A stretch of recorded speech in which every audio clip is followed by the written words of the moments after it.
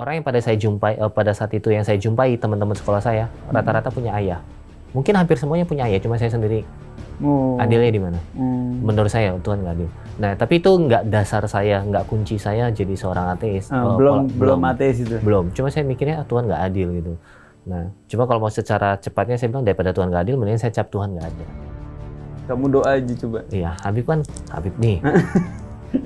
Percaya Allah Maha Kuasa. Iya betul. Kurang lebih gitu. Coba doain ini bisa pindah ke sini. Kalau nggak bisa berarti Tuhanmu nggak ada. Saya menang. Itu gerbang saya jadi ateis. Orang Cina itu kalau dipanggil Cina itu tersinggung ya? Karena kami bukan orang Cina. Orang Indonesia. Orang Indonesia. Secara keturunan kami Cina. Kalau kita bahas soal suku, agama dan lain sebagainya untuk sebuah pengetahuan, it's okay. Tapi kan mereka mengucapkan Cina itu kan sebuah ledekan. Betul. Saya juga sering sih diledekin Arab. Tapi kalau saya bangga Arab, ya dong Arab. Iya. Kalau kamu lagi di sebuah terminal, lalu kamu lagi cari bis mana yang perlu kamu naikin, dia bilang kayak gitu, cek dulu siapa supirnya, siapa pembawa agamanya, cek dulu kendaraannya seperti apa, cek dulu penumpangnya seperti apa, cek dulu buku panduan bisnya itu seperti apa, cari tahu. Oh, masuk akal nih saya bilang ini.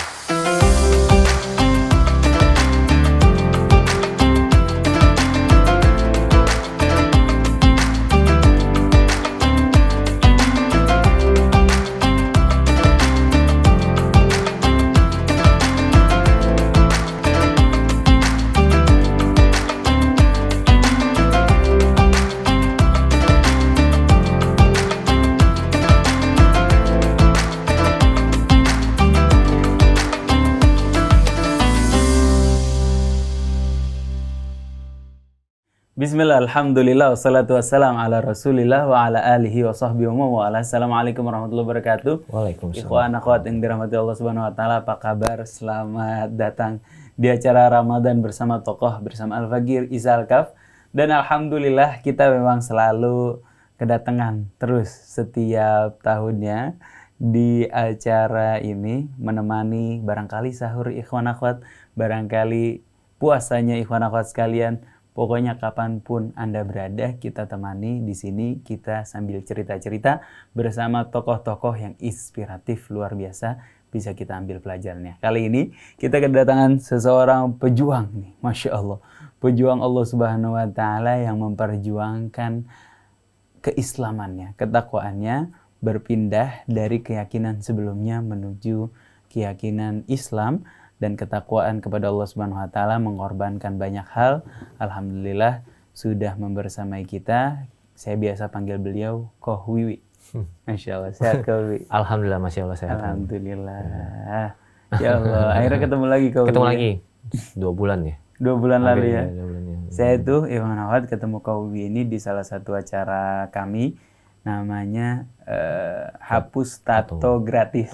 Hapus Tato Gratis di Masjid As-Siddiq ya. Dari BHB. Dari Berani Hijrah Baik. Nanti insya Allah kita undang juga Mas Wangki, promotor Hapus Tato Gratis. Emang Koh Wiwi ada tato? Tato ada. Di sebelah mana? Tangan, di sebelah lengan, punggung juga ada. Oh iya? Iya. Ada 3 lokasi tato tuh? Iya, 3 lokasi. Tapi sudah dihapus semua sekarang?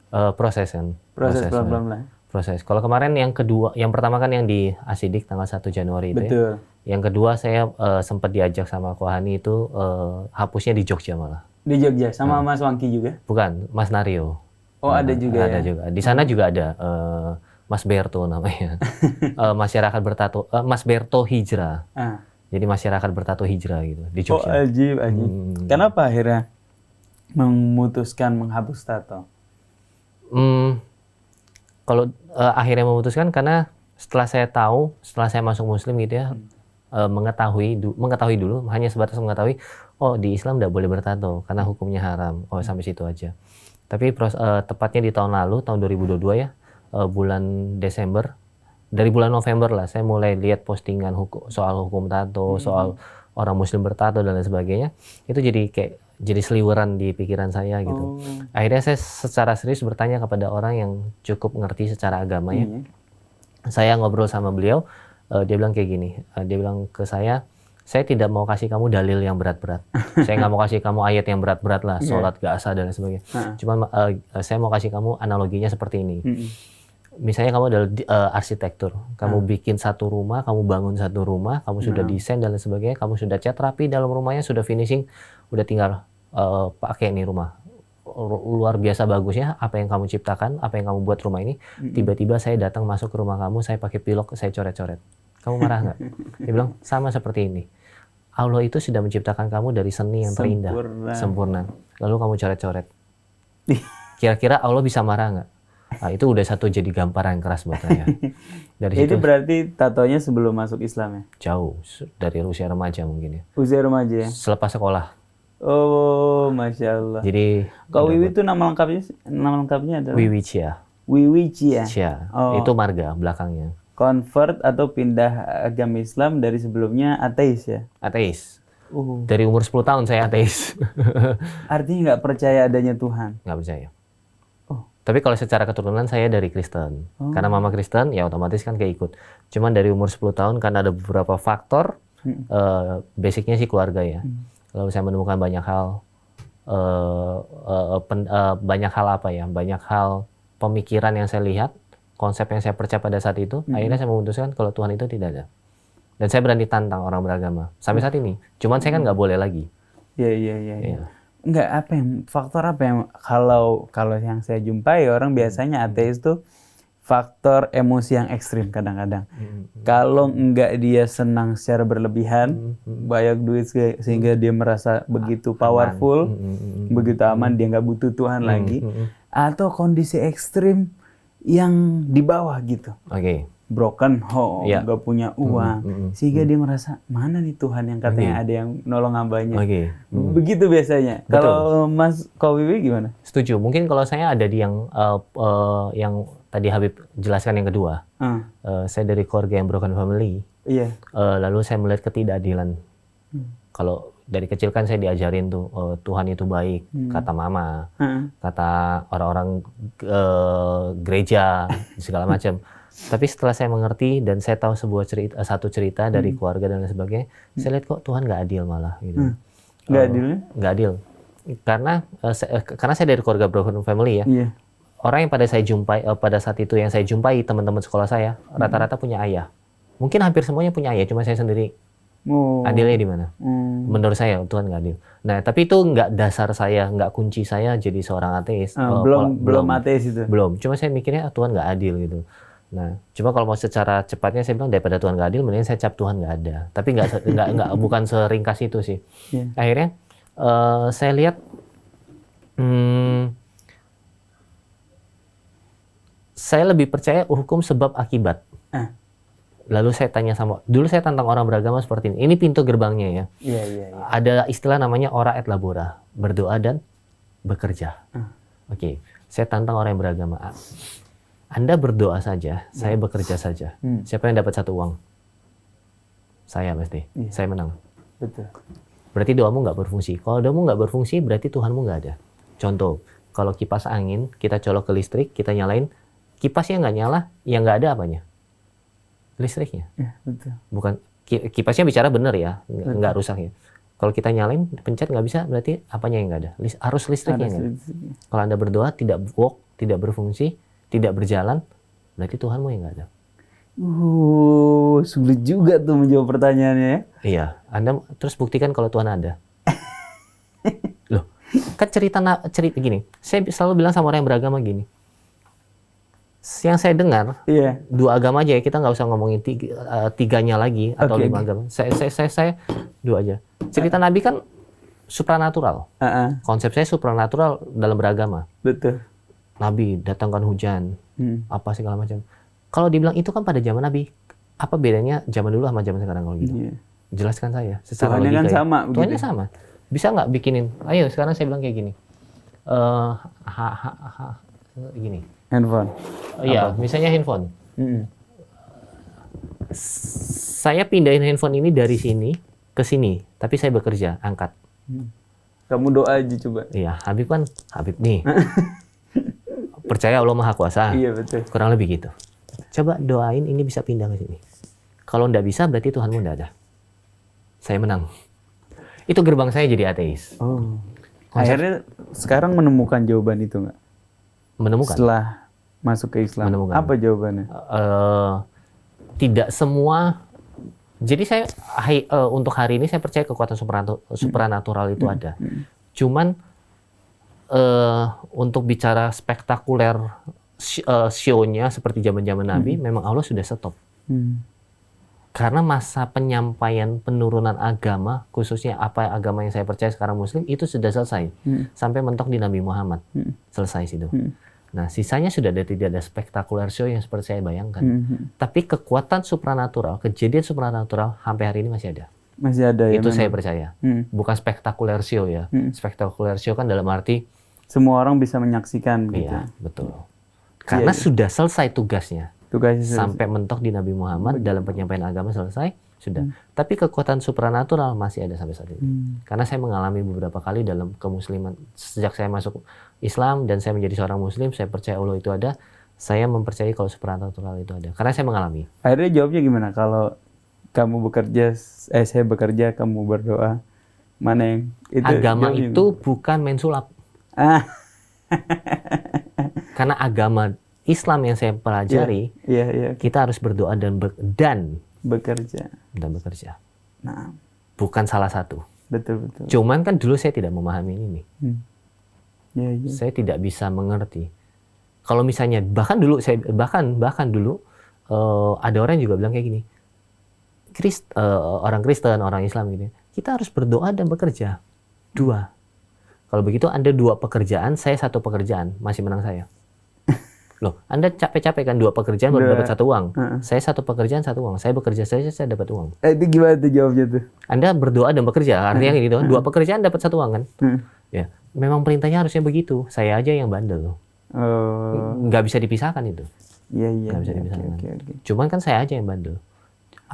Orang yang bersalah kan selalu punya argumen. Betul. Berarti Anda 2 pekerjaan, saya 1 pekerjaan dapat 1 uang, menang saya. Betul. Padahal itu sudah benar. Saya nggak mau ngikut. Iya.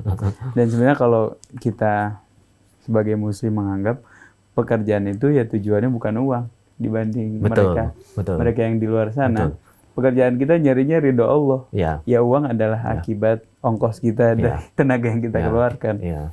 Beda tujuan lah Ya. kita sama mereka. Memang tidak bisa dibandingkan. Nggak bisa dibandingkan. Karena itu dunia dan akhirat itu seperti minyak dan air kan. Betul. Nah, memang nggak semua konsep ya. Cuman pasti seperti minyak dan air. Selalu pasti nabrak gitu. Iya.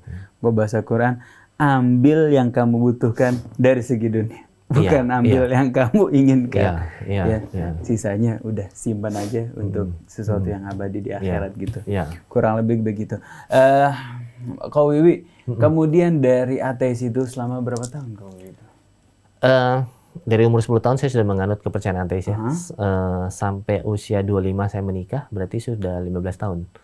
Ditambah lagi masa pencarian saya setelah menikah, 6 tahun, berarti 21 tahun. Jadi menikah tuh masuk Islam sebenarnya? Untuk merubah secara administrasi. Oh, jadi biar bisa nikah aja? Iya, karena kalau KTP kan saya bilang tadi, sesuai dengan keturunan mama saya Kristen. Oh.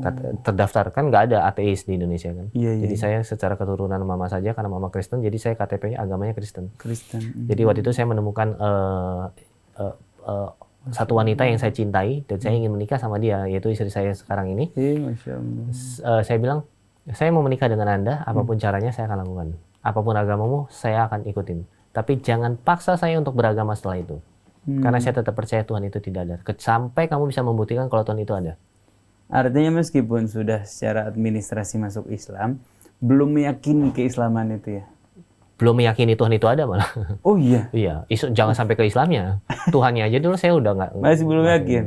Oh, Masya Allah. Bahkan saya tantang istri saya bilang, kalau memang Tuhanmu ada, saya bilang, setelah menikah ya. Kalau Tuhanmu ada, berdoa saja buat saya. Siapa tahu saya dapat, ini bahasa saya tidak mengerti pada saat itu.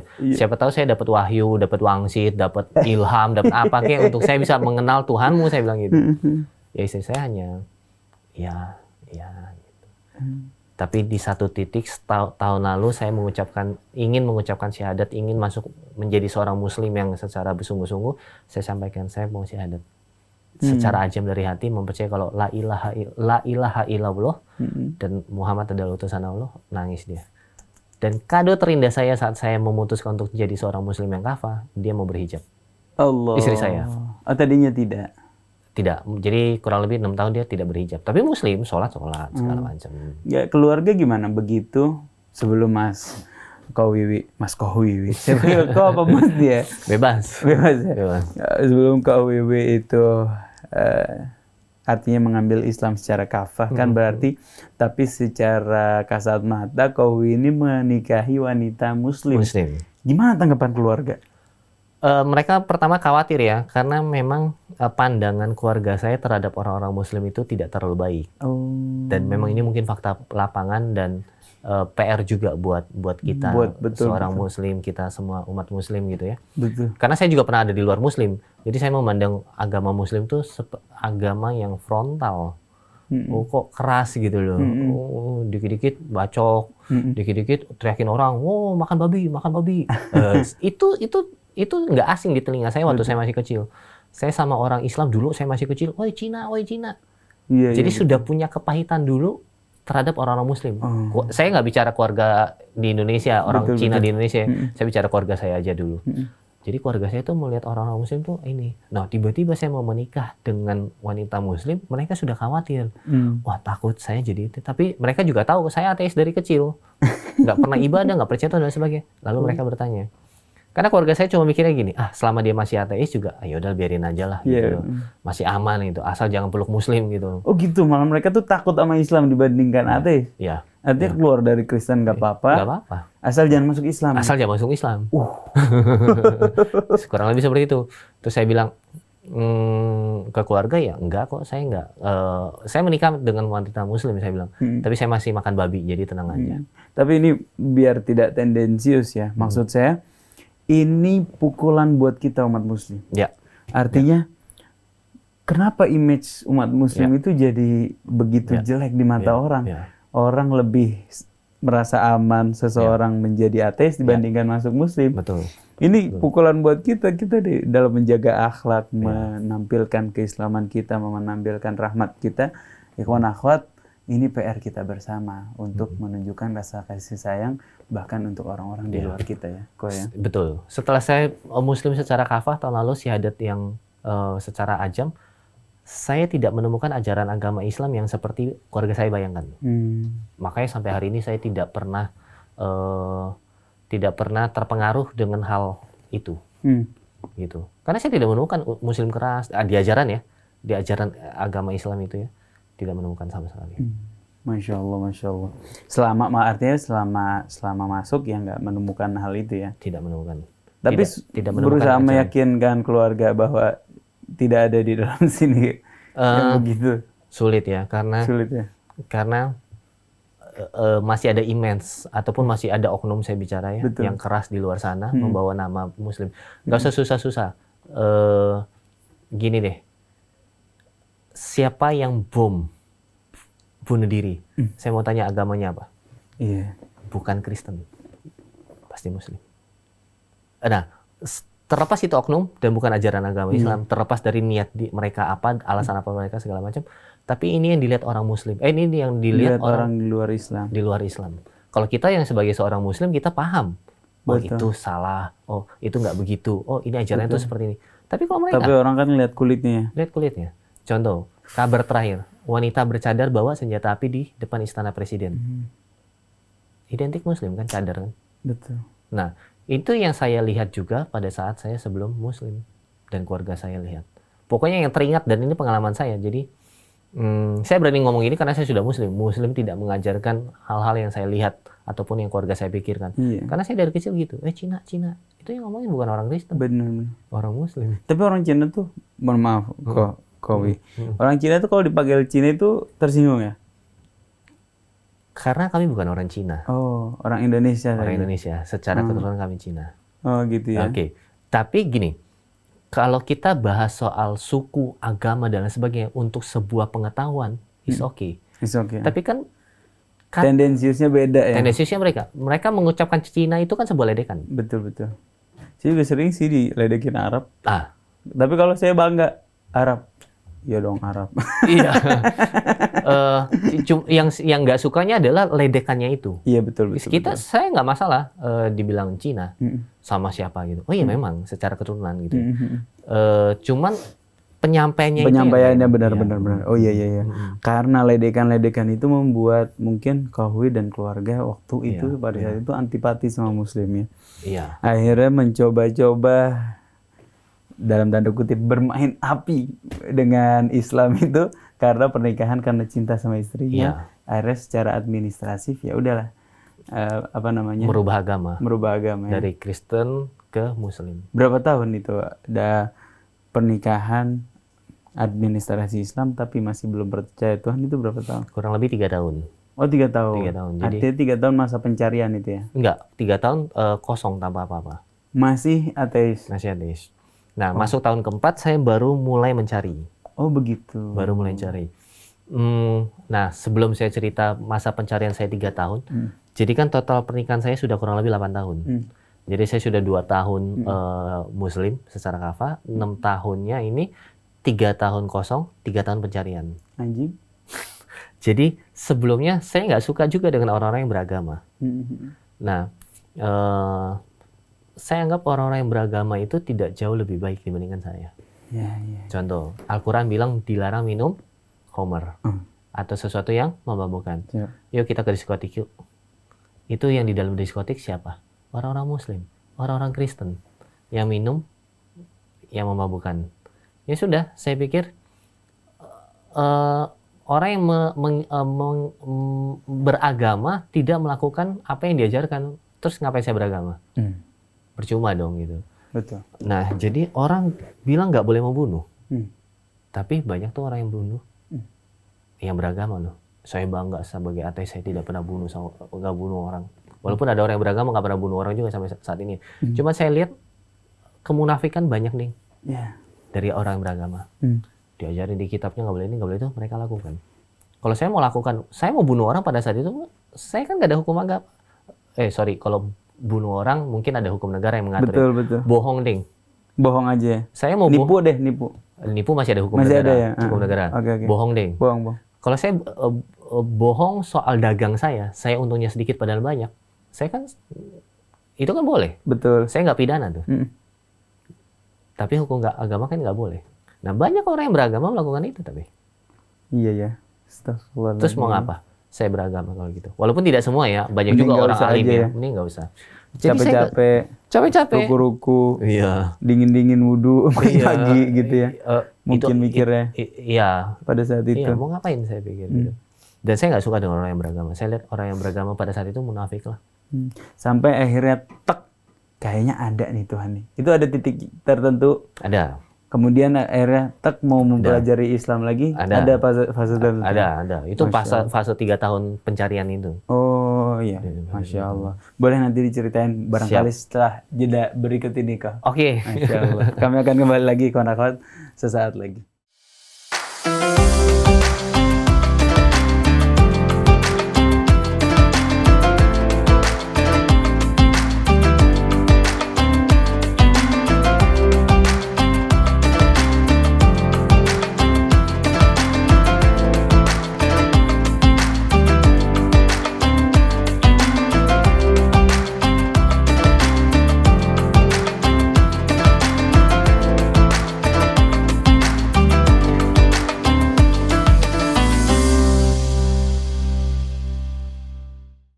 Kawan akhwat yang dirahmati Allah Subhanahu wa taala, kembali lagi bersama Al-Fagir Isalkaf, masih bersama Mas Atep, kameramen, dan juga ada Mas Yusuf Subangkit, Anis Mualim, dan juga Pak Amin yang menjaga di meja operator. Kawan akhwat, bersama kami di Ramadan bersama Tokoh, masih bersama Koh Wiwi. Tadi cerita-cerita tentang gimana proses beliau tidak mempercayai Tuhan sejak 10 tahun. Dan pertanyaan-pertanyaan kritis luar biasa, Masya Allah. Kadang-kadang kita kalau dengar pertanyaan itu, iya juga ya. Iya juga ya. Gimana jawabnya ya? Kalau kita tidak dasari ilmu kita dengan benar, bisa jadi goyah hati. Itulah kenapa kok keimanan itu harus dilandasi dengan dasar ilmu. Ya, Itu yang betul. saya sering bilang ke anak-anak BHB. Ya, ya. Karena keimanan tanpa ilmu, artinya kepercayaan tanpa ilmu, itu kayak tahayul banget. Tahayul belaka. Jadi keimanan adalah kepercayaan yang harus didasari dengan dasar ilmu, sehingga keimanan itu menjadi lebih kuat, lebih kuat, lebih kuat. Dan oleh karena itulah ulama, orang yang berilmu, derajatnya tinggi di sisi Allah Subhanahu wa Ta'ala. Masya Allah, Masya Allah. Dan kita hari ini menggali ilmu bersama Kowi, ilmu dari pengalamannya luar biasa. Masya Allah. 20 menit gak kerasa ya, ceritanya seru betul. Bagaimana beliau nikah, pura-pura, bisa dikatakan pura-pura Islam pada saat itu ya. Pura-pura Islam di depan negara mungkin. Di mana negara ya? Di depan istri mah terang-terangan aja. Iya, karena dia menyetujui kan. Gitu ya. Alhamdulillahnya dia menyetujui. Oh. Kalau dulu saya sebutnya kebetulan. Dia tuh istilahnya berperang dalam doa itu. Ya. Allah, luar biasa istri begitu ya. Kemudian akhirnya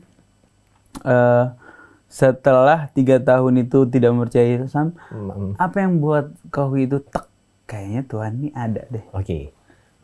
Jadi tahun keempat setelah saya maksudnya kan saya memang dari kecil umur 10 tahun ya menjalani kepercayaan Tuhan itu tidak ada. Setelah menikah pun ya sama aja seperti biasa gitu. Tetap percaya kalau Tuhan itu tidak ada terus, tapi sampai lanjut sudah masuk tahun ketiga dan ini masuk tahun keempat, saya mulai mencari, saya mulai merasakan seperti ini, membutuhkan sesuatu, mencari sesuatu, tapi saya nggak tahu itu apa. Jadi kayak saya membutuhkan satu hal, tapi apa yang saya cari saya juga nggak tahu. Istri ada, anak waktu itu sudah ada anak yang pertama saya. Pekerjaan sudah ada. Jadi kayak saya butuh apa tapi saya nggak tahu apa gitu. Mau minum kopi, ya tinggal beli gampang aja sih kan, simpelnya gitu kan. Jadi kayak mencari sesuatu tapi saya nggak tahu itu apa. Karena kosong hati ini. Bukan hati ya, tapi hidup ini kayak saya butuh apa gitu. Ada kesepian ya. Iya. Padahal istri ada, anak ada gitu. Jadi nggak tahu. Nah dari situ saya mulai berangkat dari rasa itu, saya mulai mencari orang-orang yang menurut saya bijaksana, bukan yang beragama. Maksudnya gini. Agama dia apapun saya datengin. Oke. Selama Kohwi lihat dia orang baik, datengin. Agak sedikit bijaksana nih. Agak sedikit kayak rada-rada motivator nih. Kayak gitu bisa diajak ngobrol. Kayak bisa diajak ngobrol. Jadi saya nggak pandang dia agama apa ya gitu. Saya mulai curhat, ngobrol dan lain sebagainya. Dari 3-4 orang yang saya ajak ngobrol, saya curhat. Pokok dari mereka adalah, inti dari mereka adalah mengajak saya untuk mempercayai kalau Tuhan itu ada dan Anda membutuhkan Tuhan itu. Lalu saya mulai berpikir apa iya ya gitu ya, tapi kayak gitu loh. Nah satu gongnya akhirnya saya ketemu dengan satu orang lagi. Gongnya dia bilang kayak gini. Saya ajak ngobrol, saya ajak curhat dengan curhatan yang sama. Lalu dia bilang kayak gini. Kalau kamu tidak percaya Tuhan itu ada, dia bilang gini. Kamu punya orang tua, orang tuamu punya orang tua, terus sampai akhirnya manusia pertama. Siapa yang menciptakan? Kalau kamu masih tidak mempan soal itu juga, saya akan kasih kamu satu ilmu lagi. Kalau mereka bilang dari monyet gimana tuh? Itu teori Darwin. Kebetulan saya tidak percaya teori Darwin. Saya nggak percaya teori Darwin juga gitu loh. Pernyataan kedua? Pernyataan kedua adalah seperti ini. Karena waktu itu saya ada serempet dengan ilmu sains karena saya dulu juga belajar sains untuk mematahkan orang-orang yang beragama. Contohnya begini, buktikan kalau Tuhan itu ada. Biasanya orang-orang yang beragama, yang biasa-biasa saja ilmunya ya, paling gini, coba lihat alam semesta ini, siapa yang buat? Siapa yang ciptakan? Saya bilang saya bisa jelasin teori Big Bang lebih detail dibandingkan Anda cuma jawab Tuhan.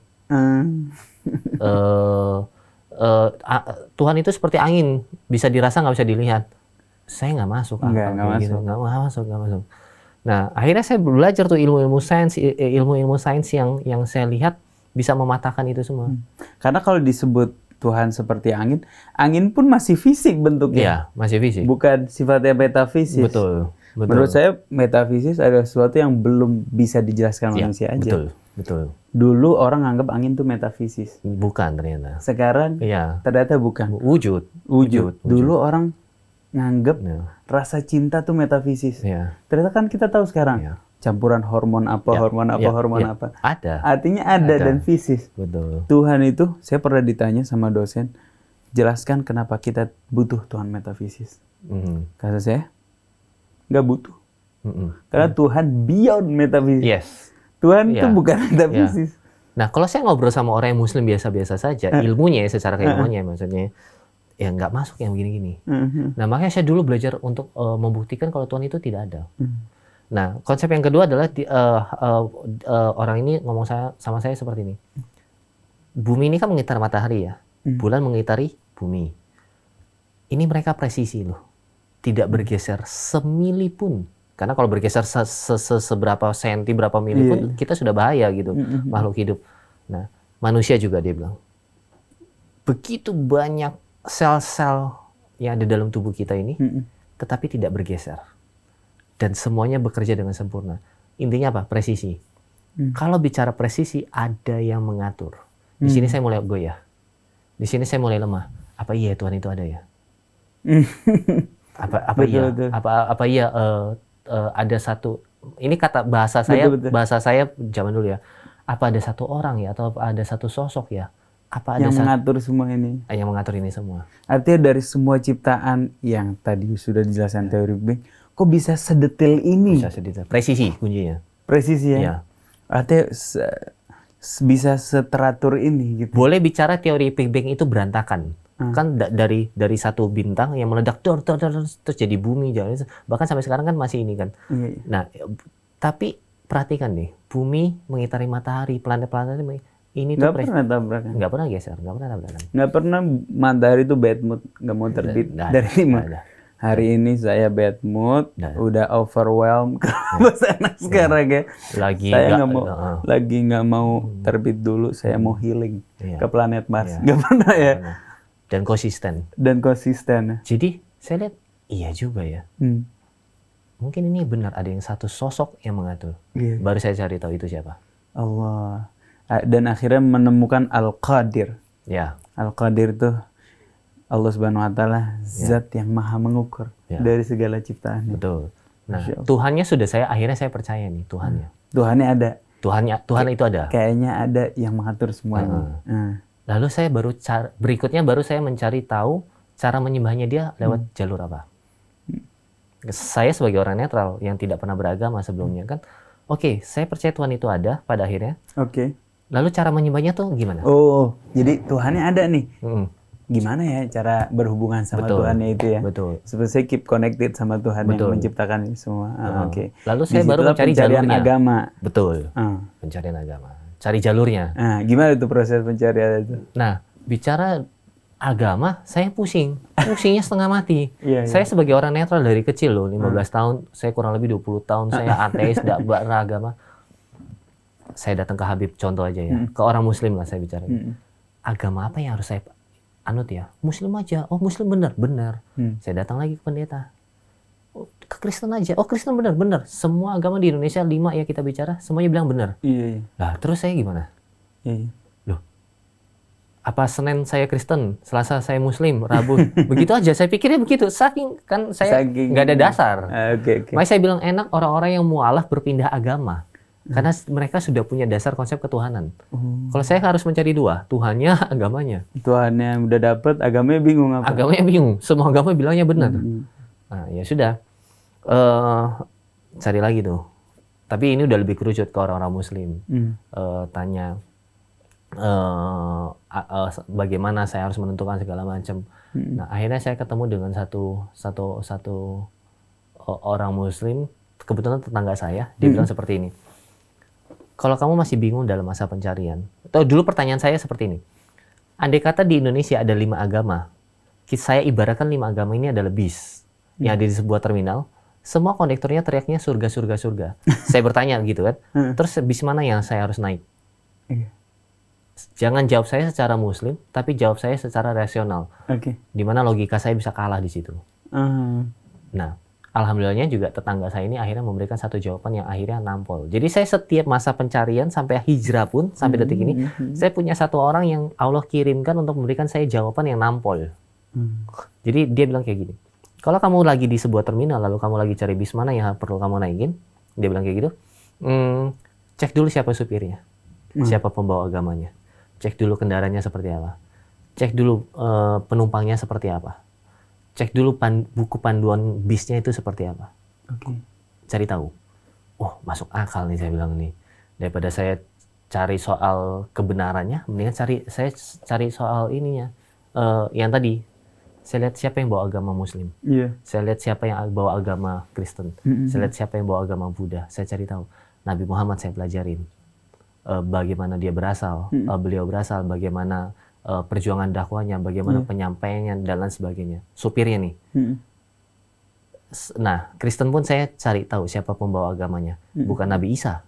Itu ada di Rasul Paulus. Karena Nabi Isa tidak memberikan agama Kristen, tidak mengajarkan agama Kristen. Saya cek Rasul Paulus ini siapa, mantan penjahat dan lain sebagainya, tanpa merendahkan agama lain. Ini sejarah yang saya temuin, yang saya pelajari dan lain sebagainya. Buddha dan ini sih. Oke, supirnya saya rasa, oh menang nih Nabi Muhammad nih, iya kan? Baru satu indikasinya. Saya cek kendaraannya, artinya tata cara ibadahnya. Saya lihat tata cara ibadahnya, saya lihat tanpa merendahkan ya. Kenapa menang Nabi Muhammad dibanding yang lain? Pada saat itu mikir. Karena banyak pewahyuan, penyampaian Nabi Muhammad yang menyatakan dia utusan. Bukan dia Tuhan. Bukan dia Tuhan. Artinya dia tidak mendahului penciptanya begitu. Betul. Banyak masuk akalnya di Nabi Muhammad. Dari dia adalah seorang utusan, dia dari orang yang terbatas, tapi beliau bisa menyampaikan. Nah, dibandingkan Nabi Isa, loh kok ini kalau mau bahas ke sini saya bisa panjang. Bisa panjang. Okay. Karena meskipun kita meyakini Nabi Isa tidak mengakui Tuhan begitu.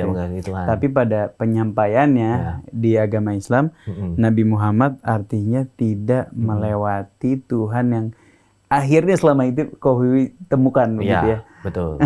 Jadi kalau bicara simpelnya, logikanya lebih masuk. Allahumma shalli alaihi wasallam. Tapi kalau misalnya mau dikupas secara detail, saya bisa. Iya. Karena saya pelajari kan. Oke. Nah, akhirnya yang pertama menemukan baginda Nabi, utusannya dulu. Secara sopirnya. Oke. Kan indikasinya yang diberikan kan. Oke. Oh, pembawa agamanya masuk logika saya. Masuk. Kendaraannya sekarang. Itu tata cara ibadah sebuah agama. Saya lihat kalau di Kristen, ini yang saya pelajari ya, tanpa merendahkan agama lain. Betul. Yang kau alami lah. Iya, betul. Kalau di Kristen saya lihat umatnya masuk ke tempat ibadah, ke rumah Tuhannya, itu kan maaf kata ya, pakai sandal, pakai sepatu, pakai alas lah. Nah, ini yang saya lihat. Kalau lihat di umat Muslim harus berbersih dulu, harus lepas alas dan lain sebagainya, baru masuk ke rumah Tuhannya gitu kan. Saya lihat pandangan saya. Saya bilang, andai kata saya datang ke rumah Habib, saya masuk ke rumah Habib pakai sandal, kira-kira Habib marah nggak? Andai kata Habib adalah orang yang sabar, nggak marah. Tapi kalau Habib datang ke rumah saya marah. Minimal besok nggak boleh datang lagi. Betul. Apalagi kita masuk ke rumah Tuhan. Yang saya menyadari kalau Tuhan itu adalah maha dari segalanya. Kenapa begitu tidak sopan? Saya orang Indonesia masalahnya, yang punya unggah-ungguh yang baik, tapi mereka tidak melakukan. Dari beberapa agama saya lihat tata cara ibadahnya ya. Terus dari segi ibadahnya juga masih bicara kendaraan ya, untuk mengantarkan saya jalur ini ya. Saya tidak menemukan agama yang mewajibkan sampai mati harus ibadah, harus berdoa. Kalau kita ringkas di bahasa Muslimnya sholat. Hanya Muslim yang saya temukan dari tata cara ibadahnya, setiap satu dari pagi sampai pagi lagi harus ibadah. Harus, kalau bahasa anak Bekasnya, keep connected. Selalu terhubung sama Allah ya. Sesuatu yang wajib tapi loh ya. Betul. Dan itu tidak ada di agama lain. Oh, ajib. Loh, kan katanya Tuhan menciptakan manusia untuk ibadah. Iya. Tapi kenapa agama lain tidak? Saya tidak merendahkan ya. Ini yang saya temuin. Kenapa tidak ada kewajiban yang seperti dari malam sampai pagi, dari pagi sampai malam harus keep connected tadi? Saya tidak menemukan itu di agama lain. Dan hebatnya nggak ada hari libur. Loh, emang ada sholat libur hari apa gitu? Nggak ada sih. Sampai kita meninggal loh. Betul. Ini sakit aja harus sholat tetap. Walaupun ada kemudahan. Ada kemudahan. Tapi wajib. Saya bilang ini kendaraannya bagus. Kendaraannya cakep lah. Tahan banting. Lalu saya cek umatnya. Penumpangnya. Wah, penumpangnya rusuh di sini. Iya. Tapi begini, Saya masih melihat terselamatnya seperti ini. Oke. Walaupun yang tadi bicara di depan ya, wajah muslim yang keras. Saya tidak menemukan penumpang yang menutup saya pakai bahasa muslim aja ya. Iya, iya. Menutup aurat seperti umat muslim. Oke. Ada orang Kristen ini. Memang di Israel sana, di Timur Tengah sana ada yang berhijab dan sebagainya. Betul. Saya lihatnya di Indonesia pada saat itu. Iya. Nggak ada gitu loh yang sampai menutup aurat dengan rapi dan sebagainya. Coba lihat umat Kristen kan tidak terlalu berpenampilan pun kan Betul. sesukanya mereka aja mau pakai apa kayak apa kayak. Tapi kalau Muslim itu diatur. Artinya secara aturan sosial pun, artinya Ya. kalau pakai analogi bis tadi, etika di dalam bisnya rapih juga. Betul. Betul. Penumpangnya ya. Saya lihat ya. Sudah Secara menang. syariat ya, kalau kita Ya. bahasakan syariatnya juga mengatur detail-detail kehidupan. Ya. Sedetail itu maksud saya. Jadi sudah 3 indikasi menang nih Muslim nih. Oke. Sisa 1 lagi buku panduan. Saya tidak merendahkan lagi sekali lagi. Ini sejauh yang saya pelajari. Saya tidak menemukan ilmu sains yang terkomplit dari kitab suci lain. Contoh, saya berani pastikan kalau ini tidak ada di kitab lain tidak ada bunyinya seperti gini. Yang menunjukkan sesuatu yang ada di dunia. Ada 2 jenis air laut yang bersatu, yang bertemu tapi tidak bisa bersatu. Itu di dunia nyata ada loh. Al-Quran menulis ini. Saya berani pastikan dan saya berani menyatakan ini benar. Ada di surat Al-Kahfi kalau kawan-kawan mau cek. Betul. Dan ini tidak ada tertulis di kitab lain. Buku panduan lain. Aji. Ini sains toh. Allah menciptakan alam semesta ini menjadi berapa? 6 masa. Iya. Terbagi 3. 2 masa. Ini ilmu sains Big Bang. Persis. Iya. Saya bilang, kenapa ilmu sains ini banyak banget di dalam buku panduannya? Saya bilang gitu. Dan saya cek dulu, Al-Quran ini bukan terbit sih ya, sudah ada 1450 tahun yang lalu. Ilmu sains, saya bicara ilmu sains modern ya, abad baru-baru. 19. Walaupun mereka bukan ambil dari Al-Quran, ataupun karena orang-orang Yahudi, orang-orang sains itu kan rata-rata orang Yahudi ya, tapi artinya gini, penemuan mereka sinkron dengan Al-Quran. Hipotesanya ada di Al-Quran. Tidak ada keraguan kalau begitu. Betul. Setelah ini saya cari tahu, saya datang lagi ke tetangga saya. Tapi sebelumnya saya sudah bilang sama istri saya, saya mau memeluk Muslim. Di situ dia nangis. Dia bilang doa dia selama 6 tahun, 7 tahun, Allah jawab hari ini. Allah. Dan di situ dia langsung memakai hijab. Allah. Dan itu adalah kado buat saya. Allah. Jadi saya sudah Muslim hari ini, saya tidak perlu capek-capek untuk memberikan dalil ayat dan lain sebagainya untuk dia berhijab kan gitu kan. Dia langsung pakai hijab. Sampai hari ini masih istiqomah insya Allah. Alhamdulillah, Masya Allah, akhirnya sampai menemukan Islam dengan dasar keilmuan yang kuat ya, dengan dasar keyakinan yang kuat ya. Kalau ditanya, apakah kita harus menjadi ateis dulu untuk kita punya keyakinan yang kuat itu? Enggak juga sih, karena saya juga banyak melihat teman-teman yang mualafnya berpindah ke Muslimnya cukup baik ya, istiqomah dengan betul, bahkan Masya Allah apa yang mereka lakukan, mereka juga nggak dari ateis sih. Gini, saya 3 tahun atau 4 tahun yang lalu saya ada baca satu ayat Al-Quran yang sampai hari ini saya masih ingat. Allah itu bisa memberikan hidayah kepada siapapun yang diperkenankannya.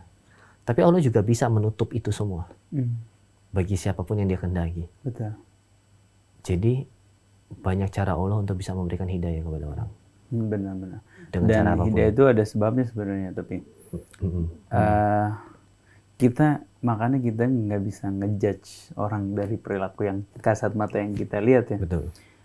Karena kita nggak tahu, barangkali ada satu kebaikan dia yang menyebabkan dia dapat hidayah dari Allah Subhanahu Wa Taala. Kayak barangkali Qawi ada satu amalan, nggak, wallahu alam, Qawi yang bikin Allah itu sayang sama Qawi, kemudian ditunjukin sekian lama dengan keyakinan yang begitu kuat, akhirnya Qawi memeluk agama Islam dengan penuh keyakinan. Masya Allah. Alhamdulillah akhirnya jadi saya anggapnya tahun lalu ya. Syahadat secara jam ya, tahun lalu. Karena akhirnya kan saya datang ke tetangga saya bilang, saya mau memeluk Muslim secara kafah, syahadatkan saya. Aji, Masya Allah. Di situ saya benar mengakui la ilaha illallah dan benar-benar nyebut syahadatnya itu dengan penuh keyakinan. Iya. Kalau syahadat yang pertama kan supaya saya pengen lihat tuh agama saya berubah nggak tuh dari Kristen ke Muslim. Oh, gitu ya. Untuk memunculkan sertifikat gitu kan. Bener ya. Iya, karena tapi kalau waktu itu saya menikah sama wanita Kristen, ya saya Mungkin kan Kristen. Buddha ya Buddha gitu. Karena waktu itu kan saya ateis. Tapi memang jalannya Allah. Dulu yang saya bilang saya dari broken family dan lain sebagainya, saya lihat hidup saya itu sial. Iya. Dunia ini neraka buat saya. Tapi ini mungkin saya tidak, Iya. karena banyak cara Allah. Saya bilang, Betul. kalau saya dari keluarga yang baik-baik, papa ada, mama ada, mama Kristen, papa Kristen, saya bahagia dan lain Hidup sebagainya. nyaman dengan ke agama itu jadinya. Ya, mungkin saya sampai hari ini nggak Muslim. Tapi mungkin ya, karena Allah bisa pakai banyak cara ya. Betul. Tapi apa yang saya anggap dulu sial, saya anggap itu sebuah keberuntungan buat saya. Allah. Karena saya lebih senang saya mendapatkan hidayah dan memeluk Muslim pada akhirnya. Alhamdulillah, Ya. Masya Allah. Dan hari ini banyak yang bertanya, oh ada juga orang non Muslim bertanya gini, bagaimana kalau pilihanmu salah Muslim? Saya bilang kayak gini, saya ini dari orang netral ya, dari orang yang tidak beragama. Iya. Pada akhirnya di dalam hidup saya percaya Tuhan itu ada. Lalu saya berusaha untuk mencari jalur untuk menyembah Tuhan itu, Iya. ataupun mengenali lebih dekat Tuhan itu. Seandai kata nanti di akhirat, saya bilang, saya salah memilih agama. Andai kata Muslim itu salah, saya akan negosiasi sama Tuhan. Minimal di dunia saya ada berusaha untuk mencari Anda untuk saya sembah loh. Masa nggak ada keringanan gitu? Walaupun Muslim, ternyata agama yang saya peluk salah.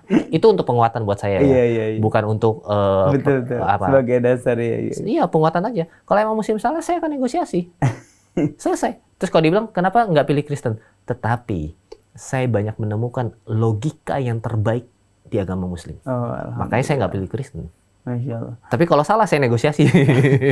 Bahasa gitu aja biar saya ya lebih kuat aja gitu. Nggak goyang-goyang imannya. Betul. Setelah akhirnya tahun lalu memeluk agama Islam. Bismillah, saya syahadat dengan penuh keyakinan. Alhamdulillah keluarga juga berhijrah, artinya keluarga juga yang tadinya nggak pakai kerudung jadi pakai kerudung. Betul. Barangkali lingkungan keluarga jadi lebih Islami, Iya. jadi lebih syariat.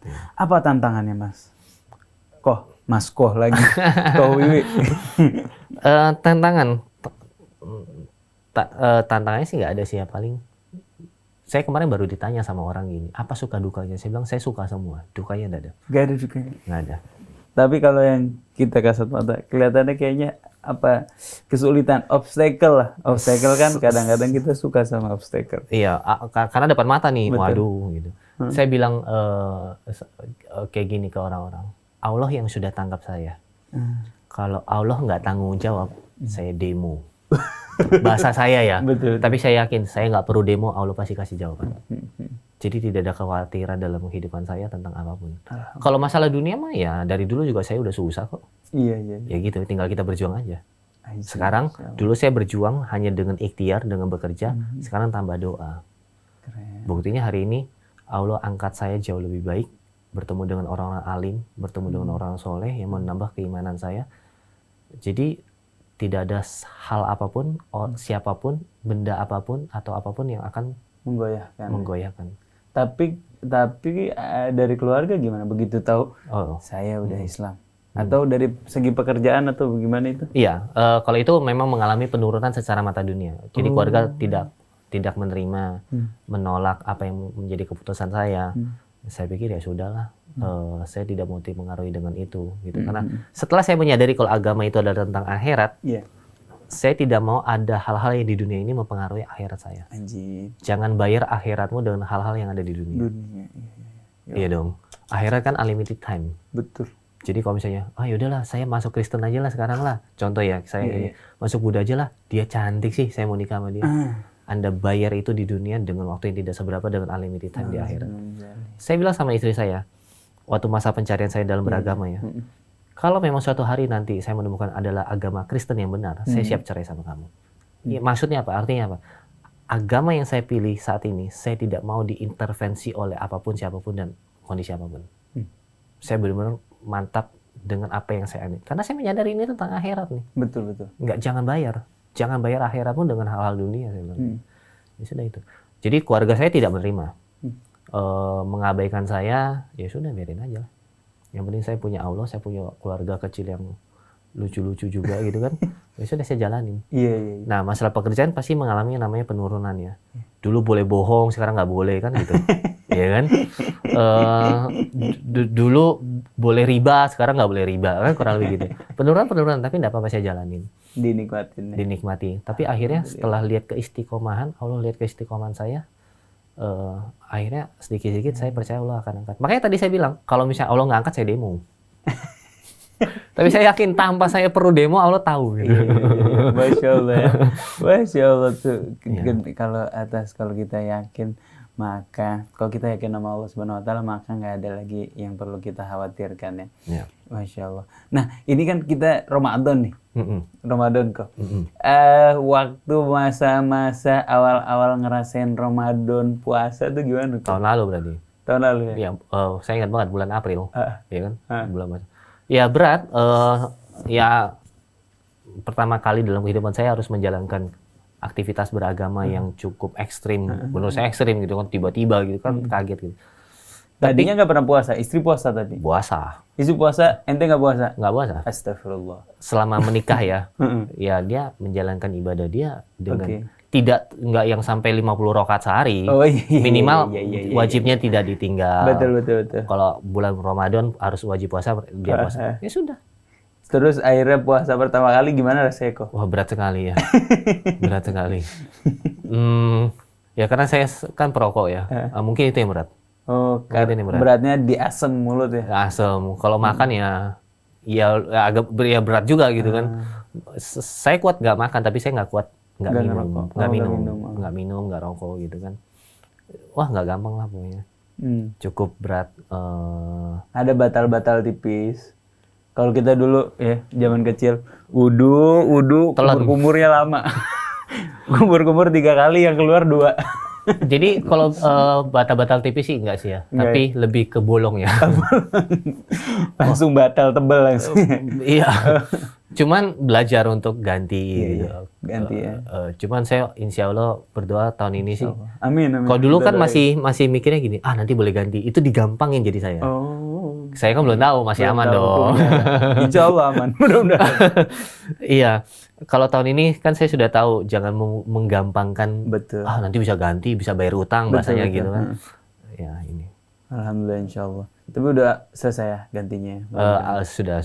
Alhamdulillah insya Allah. Jangan sampai kita, ini buat ikhwan akhwat yang punya uzur, yang punya yang punya barangkali menstruasi atau melahirkan, atau apapun dalam keadaan safar buat laki-laki.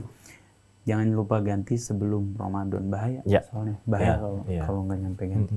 Ya itu ya tantangannya berat betul. Ya harus bangun sahur itu aja sih. Itu ya. Terawih gitu, walaupun itu bukan diwajibkan ya. Tapi rasa-rasanya indah ya pertama kali puasa bersama istri. Pasti istri seneng banget ya. Iya. Istri gimana tuh? Jadi seneng banget. Jadi mungkin saya pertamanya bukan dalam syariatnya ya, tapi saya melihat istri saya bahagia, saya sendiri juga bahagia. Ternyata hidup saya sudah berubah. Saya bisa jauh lebih baik lagi sekarang. Dan saya memaknai puasa itu satu hal yang manusia ini kan penuh dengan hawa nafsu ya. Jadi saya melihat kehidupan saya di belakang, bagaimana hawa nafsu saya terlalu banyak, dan ini saya belajar untuk tahan. Jadi kalau misalnya istri saya dihadirkan di sini, mungkin dia bisa banyak bersaksi bagaimana hal-hal dunia yang banyak hal-hal dunia yang saya buang pada akhirnya. Termasuk tato tadi. Masya Allah ya. Saya saya buang lah, nggak penting. Ya itu jangan bayar akhiratmu di dunia. Betul. Insya Allah. Makasih banyak kok ceritanya. Sama-sama. Inspiratif sekali, mudah-mudahan menjadi wasilah hidayah buat siapa saja yang menonton, mendengarkan di Radio Silaturahim ataupun YouTube Rasil TV. Makasih banyak kok. Semoga semoga puasa tahun ini lebih baik daripada puasa tahun lalu. Amin. Semoga keluar dari puasa lebih kuat ketakwaannya kepada Allah, lebih takut sama Allah, lebih dekat sama Allah. Amin. Insyaallah kok. Makasih. Selalu mohon doanya. Didoain terus. Sering-sering main kesini kok. Insyaallah. Kita cobain. Lagi buka kafe ya? Lagi buka kafe sekarang. Ya ini yang saya bilang. Saya nggak pernah demo, tapi Allah kasih. Ini yang saya yakin kalau memang Allah terlalu baik buat kehidupan saya. Di daerah mana? Cikeas? Daerah Cikeas Nagrak. Jadi, namanya? Kopi Ikhlas. Kopi Ikhlas? Kopi Ikhlas. Ada roti bakarnya juga. Jadi kalau buat jamaah yang mau, Bayarnya sih kelasnya. ada beberapa jenis kopi yang minum sepuasnya, Heeh. infak seikhlasnya. Oh, gitu. Ajib gak? Ajib ya. Kopi Arinda. Bukan. Apa itu kopi? Saya agak rooming. Kesebut merek. Maaf. Saya agak rooming. Iya, jadi minum kopi sepuasnya, bisa infak seikhlasnya. Oke, Aji. Ya. Kopi asli tapi. Asli. Oh. Langsung di green di situ segala macam. Di Cikeas Nagrak Tapi ada yang ada harganya tentu. ada ya, ada Oh, harganya. Masya Allah. Iya. Tuh, mampir ya kan akhwat. Mampir ke kopinya Ko Wiwi. Mudah-mudahan bulan Ramadan udah jadi ya. Insya Allah. Belum? Insya Allah. Apa udah? Target? Pastinya sudah sih. Udah ya? Dalam Kita buka beberapa bersama. hari ke depan mungkin sudah bisa. Masya Allah. Jazakumullah khairan jazak sekali lagi Kak Wiwi. Terima Semoga kasih lancar juga saya sudah segala diundang. sesuatunya. Semoga Allah mudahkan jalannya. Amin, menuju amin, hidayah insya Allah Allah. Subhanahu wa Amin, taala. amin. Makasih juga Mas Atep dan juga operator di meja operator. Makasih buat ikhwan akhwat sekalian yang sudah menyimak sejauh ini. Kami sapa ikhwan akhwat yang di Bondowoso, Banyuwangi, Sukabumi, Semarang, Yogyakarta, dan Pontianak, atau dimanapun Anda berada. Semoga apa yang kami sampaikan menjadi syafaat buat kita semua ya kawan akhwat. Komen, subscribe, share semua. Share kemanapun. Insya Allah jadi wasilah hidayah buat banyak orang nih. Sayang kalau nggak disebarin. Sayang banget. Ya, makasih banyak kawan akhwat. Saya Isa Alkaf beserta kru yang bertugas mohon undur diri. Mari sama-sama kita tutup dengan membaca doa kafaratul majlis. Subhanakallahumma wa bihamdika asyhadu an la ilaha illa anta astaghfiruka wa atubu ilaik. Assalamualaikum warahmatullahi wabarakatuh. Waalaikumsalam.